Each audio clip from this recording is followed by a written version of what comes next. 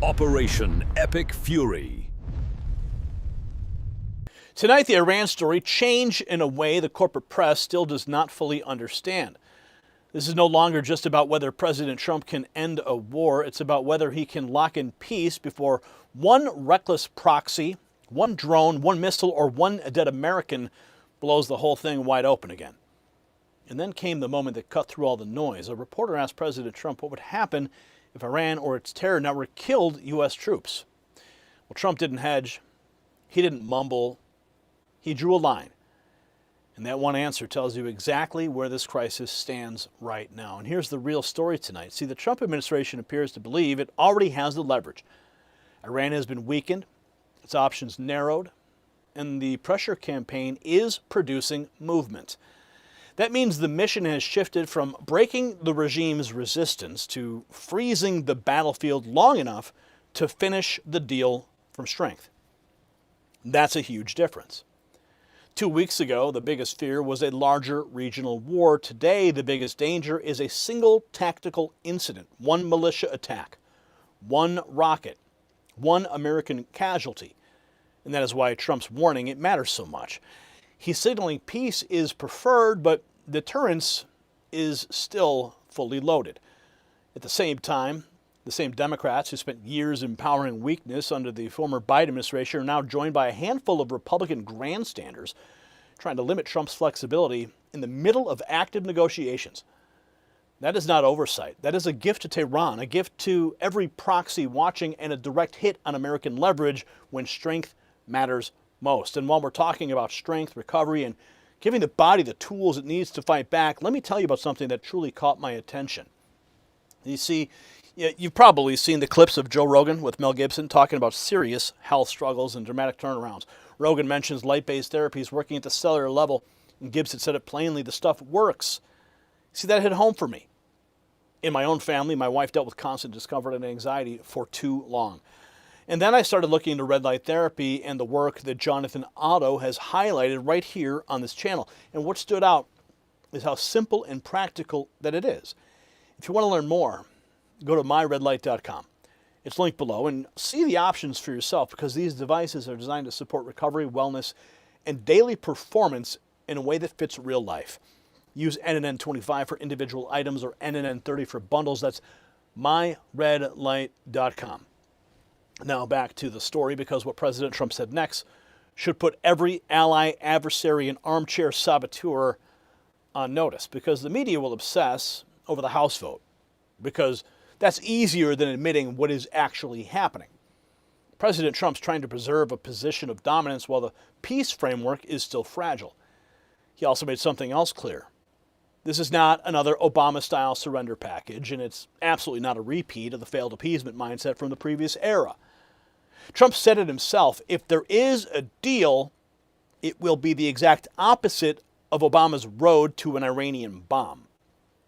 And that changes how every one of these tweets and clips should be read. A reporter asked the question in the Oval, you'd only restart the conflict in Iran if they killed U.S. troops? Iran. I wanted to ask you about this report that you would only restart the conflict with Iran if they killed U.S. troops. Is that your red line for ending the ceasefire? If they killed? U.S. troops. What does that mean? That you would restart the war with Iran if they killed U.S. troops. Well, it would be a good reason. I'll be honest with you. If they killed U.S. troops, I think I would do that very quickly. Yeah, that's a very interesting question. A very interesting question. He made the red line clear. If Iran kills U.S. troops, the response comes fast. But on Capitol Hill, the usual sabotage kicks in, with the House moving to tie his hands on any future action, Congress voting to end the Iran war. 4 Republicans betrayed the party. Fox News alert, the House just passed a war powers resolution to end the war in Iran. The final vote, 215-208, with 4 Republicans breaking rank, including Thomas Massie, who just lost his re-election bid. The vote would mean the president would have to seek out congressional approval for any future military action. The bill now is going to be voted on in the Senate, so we'll see what happens there. Even if it does pass out of the Senate, Trump will just veto it, so it's more symbolic. It is more symbolic. The House vote may be symbolic, but betrayal was real. Now, Trump firing back directly, blasting the 4 bad Republicans and every Democrat who lined up against him. Trump slamming the 4 bad Republicans and all the Democrats who voted for the anti-Trump War Powers resolution. Posting on Truth Social. Here's the moment.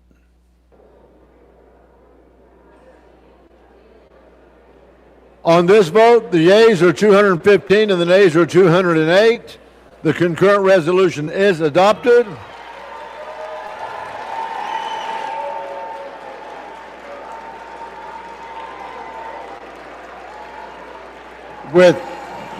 Without objection, the motion to reconsider is laid on the table. Again, it's more symbolic than anything because it still has to go to the Senate and to the president's desk. But as you can see there, they're all over there cheering for Iran. Isn't that just disgusting? Here is the actual post President Trump made on Truth Social. Yesterday, in a meaningless vote, the House voted 4 bad Republicans and all the Democrats to limit my war powers right in the middle of my final negotiations to end the war with the Islamic Republic of Iran. Who would do such an unpatriotic thing? They know where the negotiations stand. The Democrats are fueled by Trump derangement syndrome. They would rather have our country fail than give me another of many victories. The 4 Republicans, that's a whole other story. They're grandstanders. They should be ashamed of themselves. MAGA, President Trump posting that. So the message simple. Stop undercutting the commander-in-chief in the middle of negotiations. And while the swamp plays games in Washington, One American News has GOP lawmakers spelling out why Iran still can't be trusted for a second. While President Trump continues working towards a peaceful resolution, GOP lawmakers recall the Iranian regime has spent decades sponsoring instability, threatening U.S. interests, and exploiting negotiations just to buy time. President Trump continues working toward a peaceful resolution with Iran. GOP lawmakers recall that the Iranian regime has spent decades sponsoring instability, threatening U.S. interests, and exploiting negotiations to buy time. Here's One America's John Heinz with more from Capitol Hill. What's going on with Iran now as your, based on your observation, sir? Iran is being Iran. Making untrustworthy statements, trying to indicate their strength over the United States, just doing what Iran has done for years, extend, and what they're doing behind the scenes is our concern. And I'm confident that our president understands that. Who he's negotiating with is hard to tell from the outside, but I'm looking forward to it being over soon. Is it time to renew kinetic activity, do you suppose? If I were calling the shots with what I know, I'd bomb the living daylights out of them right now and say that's it. But I'm not the president. I don't have all that background information. So right now I'll trust what he's doing. There's only one thing you do with this IRGC, and that's to eliminate them. And I think this is what I hope the president winds up doing. You can't trust them. There were some attacks on our ship and shipping yesterday and day before, I think it was. And so let's hope that we can end this regime, get some freedom and liberty for these folks in Iran. 47 years is way too long. We've been putting up with them. They've killed tens of thousands of their own people, as I said. Also, probably well over 1,000 Americans who've died at their hands, starting back in 1983 with the Marine barracks bombing in Lebanon.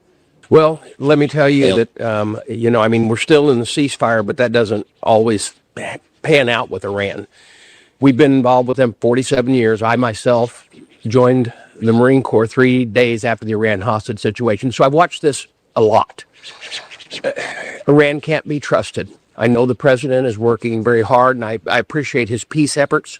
I don't believe that they can be trusted, and I believe that by the time it's said and done, the only way to go back is to drive them completely out. If they're going to play. Lawmakers backing Trump's peace push, but they're warning Iran has spent decades stalling and deceiving. Now Trump takes a step further, torching Obama's deal and vowing again Iran will never get a nuclear weapon. This just a few hours ago in the Oval Office. Iran have a nuclear weapon, and everybody agrees to that, no matter, almost everybody. But wait a minute. Our gasoline prices are lower than they were with Biden without that. And he would have let them have, in fact, he inspired them to have, frankly, a nuclear weapon, him and Obama. Obama picked the wrong country, you know that. And the Obama deal, I terminated that, or they would have had a nuclear weapon. That was a road to a nuclear weapon. Our deal, if we make that deal, and it's going well, but who knows? If we make that deal, it's the exact opposite. They will never have a nuclear weapon. It sounds like you're in it for as long as it takes. I'm not going to let them have a nuclear weapon, no. With Obama, it was a road, you know that, it was a road to a nuclear weapon. That was a short-term agreement, and at the end of which they would have a nuclear weapon. So they would have had it 4 years ago. Then we attacked with this beautiful plane right here, the B-2 bomber. So Trump drawing contrast with Obama. In black and white, his deal ends the nuclear threat, not delays. Meanwhile, ceasefire drama widens with a fresh report claiming Israel and Lebanon have agreed to a new truce. Iran war live updates. Israel and Lebanon agreed to a new ceasefire. So even with talk of new ceasefire, nothing in the region stays settled for long. Fox picks up the next piece, reporting Hezbollah already rejecting the proposal and threatening the broader Trump push for a peace deal. Live.